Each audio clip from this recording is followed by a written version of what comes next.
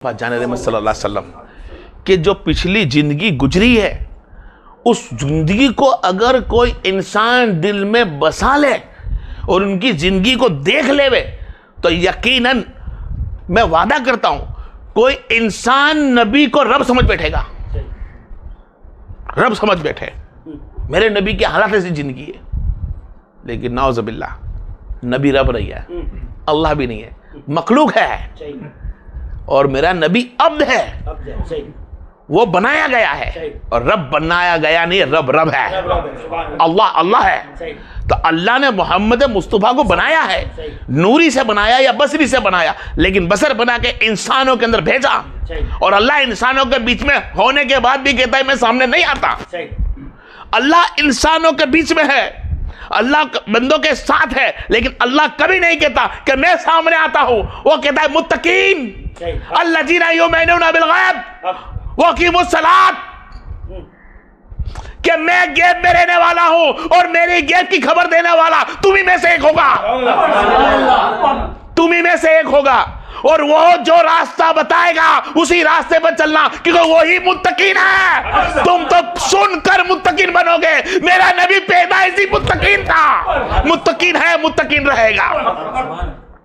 उसकी अदा पकड़, वो अगर एक मर्तबा सजदा करता है तो एक कर लेना, दो मर्तबा कर तो दो कर लेना, जो मेरा नबी कहे वही कर लेना। वो अक़ीमुस सलात, जो मेरे नबी की अदा हो जाओ नमाज हो गई, मेरा नबी भूखा रह जाओ रोजा हो जाता है। ये मेरा नबी है, क्या है? ये मेरा नबी है। मेरे नबी कौन सल्लल्लाहु अलैहि वसल्लम की कोई आज तक अपनी मर्जी से आलिम उलमा इल्म को दुनिया तक बिछाते हैं, लेकिन भूल गए मेरे नबी की हदीसों को, जो आने वाले इंशाल्लाह जिंदा रहा 11वीं के दिन मैं 11 निशानियां क़यामत की इनकी बताने वाला हूं। बहरहाल, लेकिन मेरे नबी करीम सल्लल्लाहु अलैहि वसल्लम की हालात जिंदगी उनकी देख कर चले तो याद आता है कि खाली एक उनकी छोटी सी तुम्हारे साथ में गुफ्तगू करते हुए चलूं कि मेरे नबी की शान क्या थी, उनका दर्जा क्या था।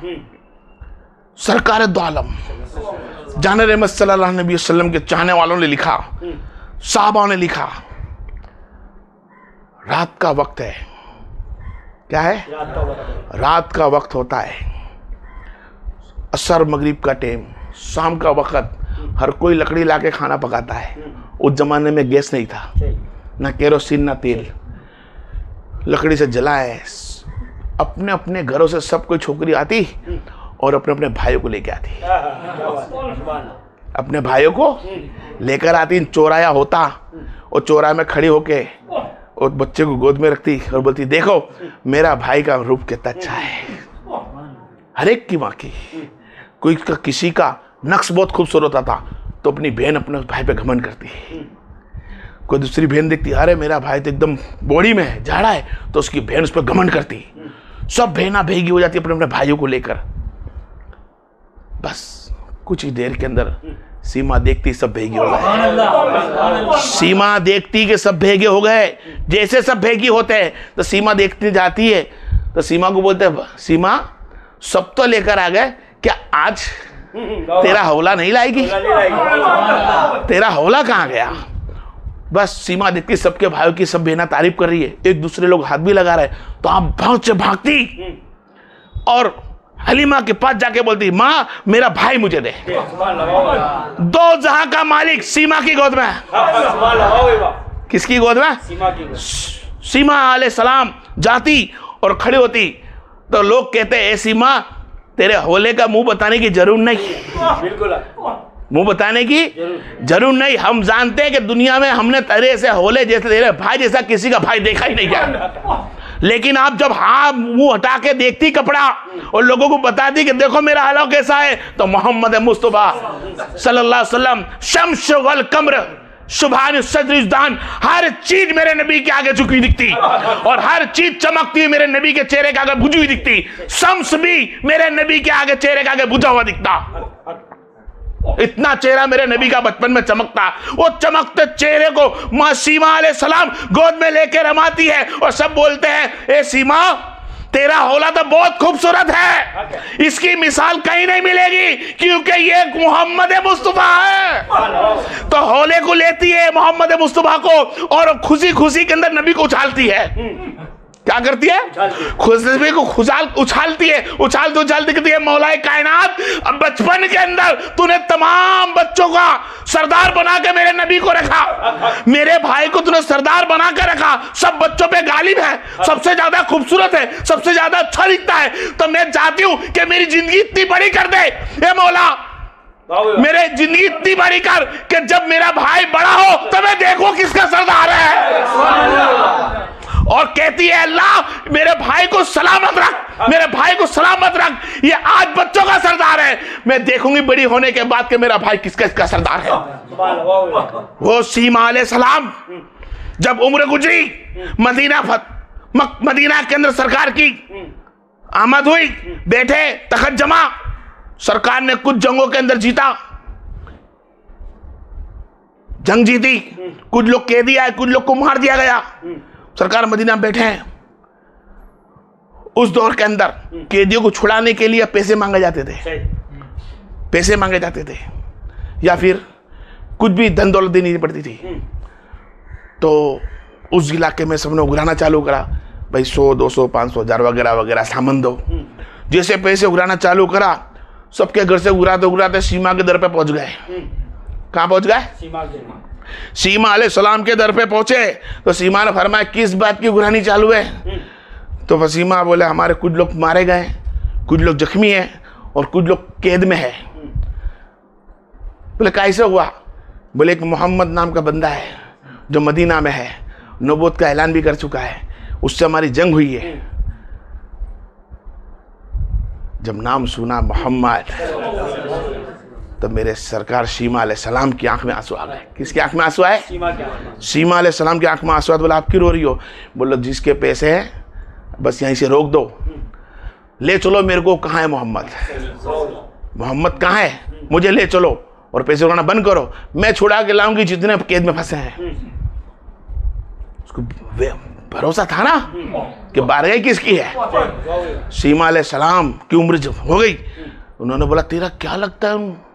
उनके गांव वालों ने पूछा, उनके मुकर्रर ने, कि वहां जाएगी तेरी बात कौन सुनेगा? बोले तू लेके तो चल, तू नहीं जानता है राय। कुंभे वालों को बोला चलो लेके चलो मेरे को, वो मेरा भाई लगता है। बोले ऐसा है? बोले हाँ। तो चलो तक तुम्हारी फरमाइश मान ले। आप गए मदीना मुनर की गली में, तैयबा की गली में सीमा पहुंचती है, जबकि उसको सीमा ईमान लेकर नहीं आई थी। सीमा अलैहिस्सलाम जैसे पहुंचती है उस वक्त आयतें ताजीमात की आ चुकी थी। क्या आयत आई कुछ कि मेरे नबी की ताजीम करो, उसके सामने जोर से बोलना तुम्हारा ईमान खलास हो जाएगा, उसके सामने चिल्लाना ईमान खलास हो जाएगा, उसके पास खामोशी से बैठना। जब खामोशी की आयत आ गई तो 2 इंसान खड़े रखते ले, तो सरकार के पास कोई मिलने जाए उसको पूछने परचने का। तो सीमा जैसे जाने लगी 2 तलवार बंद खड़े। रुक जाओ देहाती औरत, अंदर कहाँ जाती हो? तुम्हें पता नहीं यहाँ 2 हज़ार का मालिक बैठा है और उसके कुंजे में किसी को जाने की हिम्मत नहीं जब तक उसके कुंजे में से हम इजाजत ना ले ले। तो उसने बोला तलवार को झटका सीमा ने और फरमाया गया तलवार हटा, तू जानता है मैं कौन हूं? तो फरमाया कौन? हम नहीं जानते। जाओ कहो उस मोहम्मद मुस्तफा से कि तुम्हारी बहन सीमा आई है। जैसे बहन का नाम सुना, दोनों तलवारों बंद ने तलवारें हटा ली और सर झुका लिया, सरों को झुका लिया कि नबी की बहन है। और नबी ने जब सुना, जोजाए मातरमा ने घर में जाके बोला कि सरकार को सीमा नाम की लड़की आई है और कहती है मोहम्मद की मैं बहन हूं। सरकार ने सुना, सरकार उठ गए, एहतराम में खड़े हुए, इज्जत के अंदर चले और फरमाया मेरी बहन आई है। बहन के बाद जाके अदब से मेरे सरकार ने खड़े हुए, एहतराम से खड़े हो गए। अपनी बहन के बाद 2 जहां का मालिक खड़ा है एहतराम से और कहता है बोल बहन किस बात से आई है, किस बात ने तुझको यहां तक बुलाया? तो फरमाई गए मोहम्मद सल्लल्लाहु अलैहि वसल्लम, तो कुछ सुन लोगों ने मेरे इंसानों को पकड़ लिया है, कत्ल तो कर दिया, लेकिन जो जिंदा बचे उनको कैद कर रखा है, उन कैद से मैं उन लोग को छुड़ाना आई हूं, कैद से मैं छुड़ाने आई हूं। तो सरकार ने उसको छोड़ने को हुक्म दिया कि उन कैदी को सबको छोड़ दिया जाए। सब कैदी को छोड़ दिया गया, माल धन दौलत से सरकार ने उसको नवाजा, घोड़े वगैरह सब दिया। सब दिया और फरमाया सीमा तुझे यहां तक आने की जरूरत ना थी, अगर मोहम्मद के कान तक खबर भी पहुंचा दी ना मैं सब कुछ छोड़ देता। क्या करता? सब कुछ छोड़ देता। साहबी ने पूछा कि हर वक्त सरकार मशवरा लेते हैं माल सामान देने के लिए, कैदी को छोड़ने के लिए, आज सरकार ने किसी से मशवरा नहीं लिया, किसी से सलाह नहीं ली? तो नबी ने फरमाया हाँ साहबियों, आज मैंने तुमसे कोई सलाह नहीं ली, तुमसे कोई मशवरा नहीं लिया कैदियों को छोड़ने के अंदर, धन दौलत देने के लिए, अंदर ऊंट घोड़ा देने के लिए, इसलिए कि ये जो औरत की है कोई नहीं है, तुम्हारे आका की बहन है और तुम्हारे आका ने बहनों की ताजीम इताअत करिए, मोहब्बत करिए, ताजीम करिए। दुनिया वाले कयामत तक अपनी बहन की ताजीम करना, उससे मोहब्बत करना। देख ले, अब अपने दिल में झांक ले कि क्या तूने करी है बहन से मोहब्बत? मेरे नबी ने सिखाया आखिरी जिंदगी कि बहन की मोहब्बत किसको कहता है? बेईमान में है। यह भी नहीं कहा जबरदस्ती कि सीमा कलमा पढ़ले में मोहम्मद मुस्तफा हूं, नहीं, जब तेरी मर्जी पड़े। बहन है, तू मेरे घर मांगना ही है, भाई का हुक्म है उसको दे। क्या है? भाई का हुक्म है उसको दे। क्या दे सकेंगे? क्या मोहब्बत करेंगे? हम लोग नहीं कर सकते मोहब्बत। क्या नहीं कर सकते? हम लोग खाली नाम के बने हुए हैं भाई और बहन का रिश्ता। हमने कभी इसको गौर ही नहीं किया कि भाई और बहन किसको बोलते हैं, भाई और बहन किसको बोलते हैं। अरे देख, हुसैन अलैहिस्सलाम के पास अली असगर गोद में है, हुसैन अलैहिस्सलाम के पास अली असगर गोद में है, और फातिमा सुगरा, क्या नाम उनका? फातिमा सुगरा नाम था उनका। फरमाया हसन अलैहिस्सलाम, कोई खोल भी दो पूरा, चलो इंशाल्लाह, वक्त है ना 5 मिनट और। जब नबी करीम सल्लल्लाहु अलैहि वसल्लम के नवासे ने दुआ मांगी, या रसूलुल्लाह सल्लल्लाहु अलैहि वसल्लम मुझको आपकी याद बहुत आती है और मेरी माँ की याद बहुत आती है, तो आपने फरमाया या रसूलुल्लाह सल्लल्लाहु अलैहि वसल्लम मुझको अगर औलाद अता फरमाए, मुझे औलाद फरमाए, तो जो भी बेटा होगा उससे अली अकबर नाम। अली अकबर कौन था? फरमाया कि मुझको नबी तुम्हारी याद बहुत आती है, तो फरमा के जा तेरा बेटा मेरी शक्ल होगा अली अकबर। बेटी की याद, माँ की याद बहुत आती है, तो जा फातिमा सुगरा पैदा होगी, माँ फातिमा जोरा की शक्ल। हुसैन अलैहिस्सलाम की बारगाह में और वक्त आया अली असगर का, करबला का मैदान वगैरह वगैरह, गोद में है, सफर का टाइम है। फातिमा सुगरा अलैहिस्सलाम अली असगर को देखती है, बहन है, भाई से मोहब्बत बहुत करती है, कान में कुछ बोलती है, अली असगर पलटी मार के उसकी गोद में आ जाते हैं। कुछ देर के बाद फातिमा सुगरा क्या गोद में होते हैं अली असगर, तो अली असगर को कान में कुछ बोलते हैं हुसैन अलैहिस्सलाम, तो पलटी मार के हुसैन के पास आ जाते हैं, हुसैन के पास आ जाते हैं। तो सुगरा बोले बाबा, जब मैंने कुछ उसके कान पास गई तो मेरे गोद में आ गए, तुमने कान पास गए तो तुम गोद में आ गए, तो बताओ बाबा तुमने क्या बोला, बाबा तुमने क्या बोला? तो फरमाते हुसैन अलैहिस्सलाम बेटा तू बता दे पहले कि तूने से क्या बोला जो मेरी गोद में से तेरे पास गया। तो फरमाया कि अली असगर, हुसैन अलैहिस्सलाम जब करबला मैदान में जाने वाले हैं तो उनका साथ उनकी बहन ज़ैनब ने नहीं छोड़ा और वादा ले रखा है। हुसैन की बहन ने, ज़ैनब ने वादा ले रखा है हुसैन का साथ ना छोड़ेगी, तो हुसैन के साथ उसकी बहन ज़ैनब है, तो सुगरा को छोड़ के जाने वाले अली असगर क्या तू मेरे भाई नहीं है?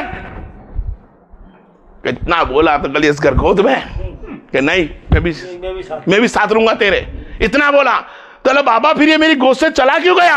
तो बोले बेटा सुन, मैंने फरमाया करबला में शहीद होने वाले हैं, किसी ने मेरे मासूम बच्चे का, करबला में सब तो शहीद हुए, कोई कहेगा कोई मासूम बच्चा शहीद नहीं हुआ हुसैन, तो उस वक्त मैं क्या जवाब दूंगा? तो अली असगर अली असगर उछल कर फीस उसकी गोद में कि बहन तेरा तो तेरे पास था, लेकिन बाबा को कोई ताना ना मारे उम्मत मुस्तफा कयामत के दिन कि हुसैन अलैहिस्सलाम करबला में सब तो शहीद हुए, लेकिन कोई अली असगर जैसा मासूम बच्चा शहीद ना हुआ, इसीलिए अली असगर शहीद हुआ कि कोई ताना ना मार सके। नबी करीम तुम्हारा नवासा था, शहीद तो हुआ, हमारे छोटे छोटे बेटे शहीद हुए ना, देख अली असगर जितना बच्चा कोई का शहीद नहीं है, ना कोई जवान है, ना कोई दूल्हा है, ना कोई 7-8 साल का है, बहरहाल उसको मेरे जाना कहीं और है। अली, एक बहन भाई की मोहब्बत होती है। क्या होती है? बहन मोहब्बत की। आज तुम खुद देख लो, आज बहन आस लगा के बेटी के मेरा भाई आएगा आएगा आएगा, लेकिन वो बहन की आस ही रह जाती है। भाई नहीं पहुंच सकता वहां, नहीं पहुंचता। कहां फंसा हुआ है? कभी कारोबार में, कभी अपनी बीवी के हुक्म मनाते हुए, कभी अपने बच्चों के हुकूक बताते हुए भाई फंस जाता है। वो बहन इंतजार में रहती है। वो बहन इंतजार में रहती है कि जिस वक्त तू पैदा हुआ तो सबसे ज्यादा गोद में लेके वो घूमी, वो गोद में लेके घूमी और कहती रही कि ये मेरा भाई है, ये मेरा भाई है। लोगों के सामने इतराती रही कि ये मेरा भाई है। आज उस बहन के लिए भाई के पास कोई वक्त नहीं, कोई वक्त नहीं। क्यों? बहन इंतजार में रहती कि आज ईद का दिन है, शायद मेरा भाई सलाम करने आएगा। आज बकरीद का दिन है, शायद मेरा भाई सलाम या कुर्बानी होगी तो गोश्त लेकर आएगा। आज मेरा भाई ना जाने कौन सा वक्त मेरे उसकी याद में हूं। हो सकता है उसी बहन के पास तुम अच्छा भला उसको रखा आया हो, उसको कमजोरी से उसकी दुनियावी चीजें खलास हो गई हो। आज तेरे घर में 3 दिन का खाना पड़ा है, हो सकता है उसके पास खाने की कमी हो, वो 1 दिन के खाने के इंतजार में बैठे हो तेरे। नहीं, मेरा भाई नहीं जाएगा, कहेगा कि हम बहनों के घर का खाते नहीं। भाई बहन के घर का मत खा, लेकिन बहन की दिली पर जाके देख ले कि बहन किस हालत में मेरी, किस वजह से मुसीबत में है। कोई रास्ता बता दे, हो सके तो उसकी मदद कर दे। वो बहन है जो तेरे पैदा होने पे घमंड करती थी, आज उसका घमंड टूट जाता है कि आज हमने उसको देखा नहीं पलट के। दुनियावी बातों में लेके उससे दूरी बना ली, कभी जरा से झगड़े में उससे दूरी बनाई, कभी कोई खाने पीने के पास दूरी बनाई। ये मेरे व्यवहार में नहीं है तो दूरी बनाई, ये मेरे को सलाम करनी है नहीं। अरे कहाँ छोटा ना बड़ा, हदीस पाक में तो ये लिखा हुआ है कि छोटे के साथ मोहब्बत से बात कर, बड़े की ताजीम कर। तो अगर छोटी बहन है सलाम करनी नहीं है तो मोहब्बत तो कर ले, और बड़ी बहन है अगर तुझको कुछ बोल दिया तो उसकी ताजीम कर ले। लेकिन नहीं, हम झगड़े लेके बैठ गए। उस बहन की दिलीत बन, उससे रिश्ता बन। क्या करता है मेरे भाई? जो रिश्ता तोड़ देता है जानबूझकर दुनिया की लालच के अंदर, अल्लाह के रसूल का उससे कोई रिश्ता नहीं है। नबी करीम सल्लल्लाहु अलैहि वसल्लम की कोई इसकी सबात से लागू नहीं होगी। जिसने रिश्ता तोड़ दिया, ये बहन है हमारी। बहन से रिश्ता करने के मेरा 2 जहां का मालिक आप गौर करें। मैंने पहले क्या बोला कि 2 जहां का मालिक उठकर खड़ा हो जाना। जबकि ईमान लेकर नहीं आई है सीमा अलैहिस्सलाम, कहती है कि मेरा भाई होला, मेरा मोहम्मद मेरा भाई है, और मुझे पता है उसको ईमान था कि मैं जाऊंगी और मुझे दे देगा।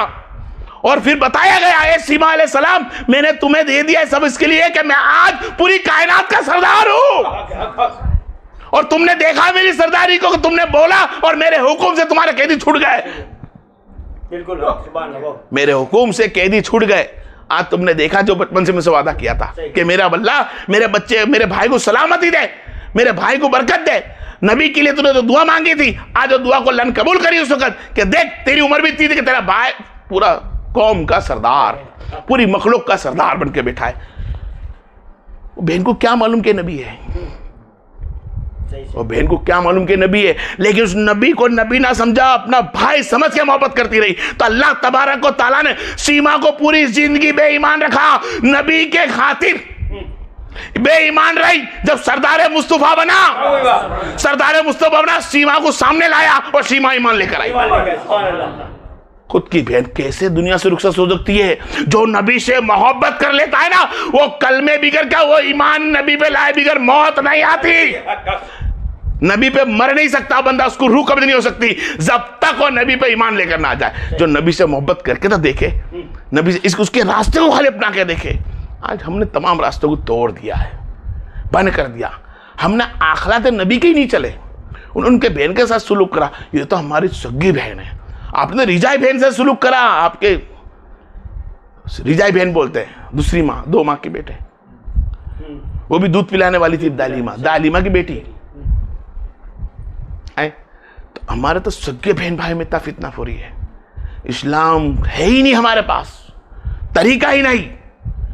और आज हमारी बेटियों में भी वो माहौल चल रहा है। क्या चलिए हमारी बेटियों के अंदर माहौल? तुम देखे कि सहाबा इकराम का तरीका क्या था। और आज क्या तरीका है हमारे पास? एक साहबा इकराम सराहते घर में जैसे आए, रोजी से घर में आते हैं, वक्त असर मगरिब के करीब हो जाता है, सदा लगाते हैं, अल्तश पानी पिलाओ, प्यास लगी है, बेटा पानी पिलाओ, बेटी नहीं सुनती। फिर बोला बेटी पानी पिलाओ, बेटी नहीं सुनती।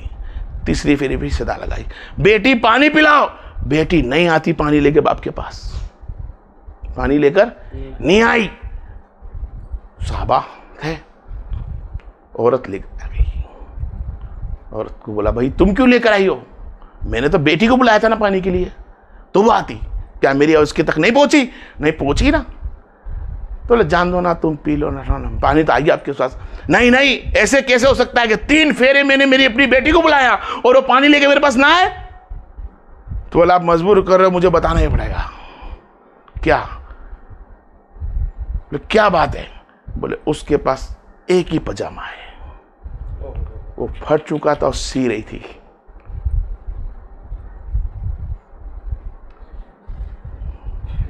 सबके बस की बात नहीं है। सुन्नी बनना इजी है, सुन्नियत को अपना के तो देख। एक ही पजामा है, एक ही सलवार है, जो फट चुकी है उसको सी रही है, और आप लाके भी तो देते नहीं हो ना। जब ये अल्फाज सुने उसके बाप ने जमीन में से पैर चले गए, सजदे में सर रख दिया और कहा मौला तेरा लाख शुक्र एहसान है कि तूने मुझको मेरी ऐसी बेटी को इतनी रोजी तूने दी। कैसी बेटी दी कि पानी पिलाने शर्म के मारी बाप के पास आ नहीं सकी, इसलिए कि उसकी सलवार फटी हुई थी, उसका पजामा फटा हुआ था, वो सीने बैठ चुकी थी। गौर कर मेरी बहन, मैं क्या बोलना चाहता हूं। ऐसी बेटियां होती है यार, उसका सब्र इतना होता है। बेटी का मतलब क्या होता है? बेटी बाप का रिश्ता क्या है? बेटी मां का रिश्ता क्या है? भाई बहन का रिश्ता क्या है? अरे हम रिश्ते कोई नहीं समझे। बेटी का रिश्ता बहुत मजबूत होता है बाप के साथ। इतिहास गवाह है कि बाप और बेटी की मोहब्बत दुनिया में सबसे ज्यादा होती है, और लड़के की मां की मोहब्बत ज्यादा होती है, और लड़की से बाप ही मोहब्बत कर सकता और कोई नहीं कर सकता। और करके दिखाया, बताया। फिर से वापस लेके चलो मेरे अल्फाज को, मेरे को बोला जाता करोड़पति में बोलूंगा अल्फाज को। बिगर इजाजत लिए फातिमा जोहरा अलैहिस्सलाम नबी की बारगाह में पहुंच जाती है। सरकार उठकर खड़े हो जाते हैं और कहते हैं फातिमा जोहरा अलैहिस्सलाम बिगर इजाजत इतला दिए तुम मेरे घर पे आ गई। फातिमा जोहरा खामोशी से बोलती है सरकार ये रुपट्टे में लाई। रुपट्टा बताती है, बोलने की भी ताकत नहीं, रुपट्टा बताती है, और रुपट्टा जब खोलती है तो उसके अंदर एक रोटी निकलती है। कितनी? एक रोटी निकलती है। और कहती बाबा 2 दिन से मैंने नहीं खाया, आज कुछ हिस्से में जौ आए तो सबके हिस्से में एक रोटी आई, तो मैं मेरी रोटी को इस कपड़े में बांध के लाई हूं। सोचा शायद मैं भूखी हूं, मेरा बाबा भी तो भूखा होगा। तो मोहम्मद मुस्तफा सल्लल्लाहु अलैहि वसल्लम के लिए रोटी लेकर आती है, और आधी रोटी खाते सरकार दो सलाम बिठाते कि आ फातिमा जोहरा अलैहिस्सलाम बैठ, अब तू और मैं साथ में खाते हैं। एक रोटी के 2 टुकड़े करते हैं, दोनों बाप बेटी खाते हैं। मैं 2 दिन से भूखी बाबा, आज खाना मिला तो मैं तुम्हारे लिए लेकर आ गई। ये बेटी है यार। उस बेटी का मतलब क्या समझते हो? जब अल्लाह तबारक व तआला तुम्हारे घर में बेटी देता है, अल्लाह तबारक व तआला उसी वक्त फरमाता है लोगों 70 फरिश्ते तुम्हारे घर में नाजिल हो गए। तुम्हारा घर घर ना रहा, फरिश्ते जन्नत में रहने वाले होते हैं, आज तुम्हारे घर में आ गए। 70 फरिश्ते बेटी पैदा होते आ जाते हैं और रहमत बरसाना चालू कर देते हैं, और जब तक रहते हैं जब तक वो बेटी वहां है, और तुम्हारे माँ बापों के लिए मफफिरत हो जाती है। 2 बेटियों तो जन्नत हो गई, 1 बेटी तो जन्नत हो गई, 3 बेटियों तो सफात हो गई। बेटी रहमत है। आज हमको गैर लोग से सुनना पड़ता है बेटी बचाओ। आज का हमको नेता समझाएगा, अरे 1400 साल मेरा मोहम्मद बोल कर गया, मेरा आका दो जा बोल के गया। देख मेरे भाई अपनी बेटी को समझ। तू समझता है बेटी बोझ है? अरे बोझ नहीं है, बेटी ने तुझे जन्नत दिला दी। तू तो दुनिया के चंद टुकड़े देगा, वो भी अल्लाह ने उसके लिखे हुए हैं, लेकिन उसके आते ही तुझे जन्नत दे दी गई है। और 2 बेटियों को तो जन्नत और बात आगे जाएगा। अगर 2 बेटी हो गई तो 1,40,000 फरिश्ते घर में रहने वाले हैं और दुआ करते हैं जब तक वो रहे, जब तक लड़की रहेगी। और फरिश्ते दुआ करते हैं माँ बाप के लिए, रिजक जो बाप बोले रोजे के लिए। अरे यहां तक का फरमाओ कि कई लोगों ने तो अपनी बेटी को आगे रखा। हदीस में आया है कि जब तेरी दुआएं कबूल ना होती हो ना, तो मेरा भाई नमाज पढ़ने के बाद बेटी को बस आवाज में बिठा दे और कहना रब मेरी बेटी के सदके में मुझे रोजी अता फरमा। कहां जाता है यार? कौन सा सऊदी अरब के अंदर तू बता दौरा चलता है यार? कहां फूक फाक चलती है यार? पूरी कंट्री के अंदर देख ले, 56 देश के अंदर खाली बगदाद को छोड़ने के बाद, एक इंडिया पाकिस्तान को छोड़ने के बाद कोई जगह फूक फाक नहीं है यार, सिर्फ वसीले चलते हैं। बिल्कुल। कोई डोरा तावीज नहीं है, कोई नारियल फोड़ना नहीं है, बिल्कुल। कोई दरगाह को चूमना नहीं है, कोई दरगाह चुमाने वाला नहीं है सऊदिया में। फिर भी रहमत है, इसलिए कि उनका ईमान साहबा की अदा पे चलता है। आज हमने साहबा की अदा छोड़ दी, चंद झूठ बोलने बापू टापू, कुछ पीर साहब, कुछ औलिया इकरामों की झूठी कहानियां बता के, कुछ आलिम उलमा झूठे मिंबर पर बैठकर इन्होंने अफवाहें फैलाई। आज हम फंसे हुए हैं। अरे हमारे अखलाक तो अगर हकीकत देखे, जिंदगी के जीने का तरीका खाली मिल जाए ना साहबा का, तो हमारी जान यूं निकल जाए। हमने तो कुछ नहीं किया है, बात आता है। उनके औलादे को देखे, उनके औरतों को देखे, देखे बेटी क्या चीज है। बेटी का दर्जा लाने कितना बड़ा बंद रखा है। आज हम लोगों ने बेटा पसंद किया, क्यों भाई? हमारा सिलसिला चलाएगा, ठीक है, कोई शिकवा गिला नहीं, बेटों से नाराज नहीं हूं मैं, ठीक है। लेकिन बेटी से भी दूर क्यों बनाता फेरा भाई? बेटा दिया तो खुशी से उसका अच्छे से अच्छा काम करेगा, बड्डा आएगा बराबर जम के बनाएगा, खाना भी खिलाएगा, लड्डू दूर तक पहुंचाएगा। अबे छोकरी हुई तो मुंह क्यों उतर गया? क्या नहीं जानता कि अल्लाह के रसूल ने फरमाया जिसके घर लड़की होती है उस पर रहमत ज्यादा मेरी बरसती है। मेरे सरकार को 4 बेटियां थी, 4 बेटी, एक भी बेटा उनके हुआ, लेकिन तीनों दुनिया से रुखसत हो गए। 4 बेटी, आप गौर करें, जो 2 झांका मालिक, 4 बेटी और घर में फाका कसी, कैसी शादी करे अल्लाह ने? एक फिर उसके सामने झुक के तो देख, 2 बेटी 1 बेटी होगी तो फिक्र में लग गया, इसकी शादी में कैसे करूंगा, इसका खाना कैसे खिलाऊंगा, इसको पढ़ाऊंगा कैसे, इसको खिलाऊंगा, पढ़ा लिखाऊंगा, खिला पिला के मतलब तो ही नहीं, तो किसी और के को जाने की है। जो मेरे पास रहने वाला तो मेरा बेटा है, जो जाने वाली हो तो बेटी है। तो बेटी पे ताजु बाप कम, माँ कम देने लग जाती है माँ, लेकिन यकीन हक पे जो बाप होगा ना, वो बेटी को करीब करेगा, क्योंकि जानती है कि मेरा बेटा कल फिर सकता है। जिस तरह मैंने अपनी मां से अलग गया, ये भी अलग जाएगा, ये भी अलग जाएगा। लेकिन बेटी जैसी है कि ये बेटा कब्रिस्तान में आवे कि ना आवे, मेरी बेटी मेरे कब्रिस्तान में आए ना आए, लेकिन जब बीमार पड़ूंगा तो 4 पी के करीब बेटी होती है, बेटा नहीं होता। उसकी 4 पी जब पड़ी होती ना खटिया बीमार की, तो बेटी को लगन होती है। और जब बेटी नहीं पहुंच सकती बाप के पास, तो वहां दूर बैठ के बोलती है कोई बाबा वाबा को कि कोई है मेरे बाप के लिए दूध फातिहा लगा दे, मेरे बाप के लिए सदका खैरात कर दे। करती है, बेटी है, उसको मालूम है कि मेरा बाप है वो। और बेटा पलटी कभी मार सकता है। आज का दौर तुम खुद देख रहे हो ना। कोशिश करे मेरे भाई, जो मैंने भी बोला तुम लोगों ने सुना, इसको हो सके तो अपने भाइयों में एक शेयर करो, पहुंचाओ कि हमारी बेटी से मोहब्बत करे, हमारी बहन से मोहब्बत करे। अगर तुमने बहन से कोई गलती करी है, जाके यकीन से माफी मांग लो। बेटी का कोई हक मारा है तो माफी मांग लो। छेले बोलते हुए चलूं, जितना हक तुम्हारी दौलत के ऊपर अपने बेटे का होता है तुम्हारे मरे बाद या जिए में, इतना ही हिस्सा छोकरी का होता है। ए मुसलमान भाई, ये अधूरा क्यों रखा? आज तक मिंबर पे क्यों नहीं बोलता है? आज पीर साहब बनकर बैठा है तो क्यों नहीं बोलता कि जितना हिस्सा लड़के का है तेरे बाप की दौलत में, इतना हिस्सा तेरी बहन का है। बिल्कुल। औलाद किसकी है? बाप की है। जिस बाप की जितनी औलाद होगी उतने ही हिस्से होंगे। बेटी है तो कम नहीं होगा, इतना हिस्सा होगा जितना लड़के का है। यही सरल है, यही हदीसा है। बिल्कुल।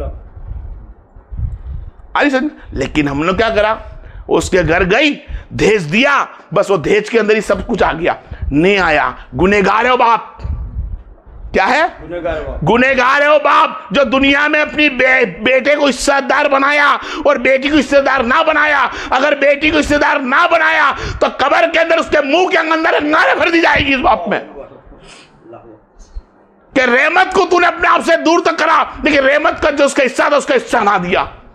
वो बाप जो बेटियों का हिस्सा मार के बैठा है, वो भाई जो हिस्सा मार के बैठा है, अरे कैसी नींद आती होगी तुम्हारे को भाइयों जो अपनी बहन का हिस्सा मार के बैठे हो। वो बाप कैसा हिस्सा मार के बैठा है अपनी बेटी का।